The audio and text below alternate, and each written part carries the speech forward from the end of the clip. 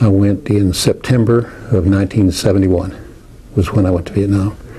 I didn't have any orders when I went, but when I got there, my orders were waiting for me to report to the U.S. Army Information Office headquarters in Vietnam. And so I was at the information office for the headquarters of the U.S. Army, which was the biggest information office. Well, this is the An Phuong Orphanage in Vung Tau. These were street kids. They were mixed race, Vietnamese kids that had been cast off, abandoned, and they were living in the An Phuong Orphanage in Vung Tau. And basically nobody wanted them. And there were Catholic nuns that were running the orphanage, and kids were dying every night. They didn't have blankets, they didn't have heat, they didn't have water. So the Americans were trying to provide water, to provide what they could. We went to do the story, and I wrote my sister back in Kansas, and I said, you don't need to be sending me anything. I've got everything I need. But send stuff for the orphanage. So the next thing I knew, my little sister had created it was a school group, basically. It was a bunch of kids in high school, and they called themselves Sealed with a Kiss, SWAC.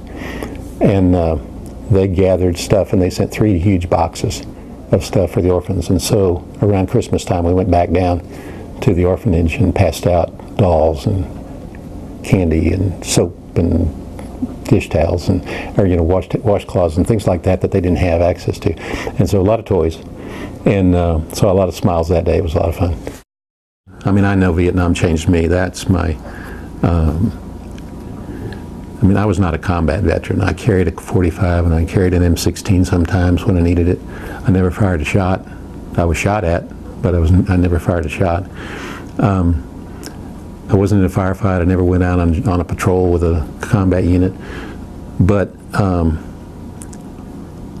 I think everybody who went to Vietnam, whether they were a truck driver or a clerk or an infantryman or a fighter pilot, came back changed. It changes you. Some of it is you're 19, you're 21, you're away from home for the first time, and you're in a war zone, and things happen and you change.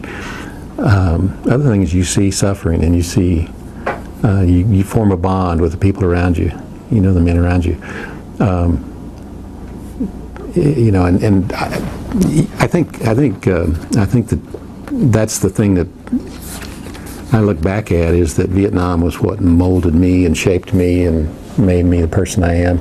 It isn't necessarily all that I am. It's not, I don't define myself as a Vietnam veteran. I'm a lot of things, but I'm also a Vietnam veteran.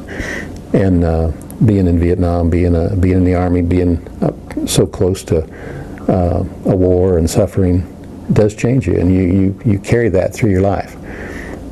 If you use it in a good way, you can build allow it to build and grow, strengthen you, and I think that's what most guys did. They came back, used that experience as something that strengthened them and made them better people.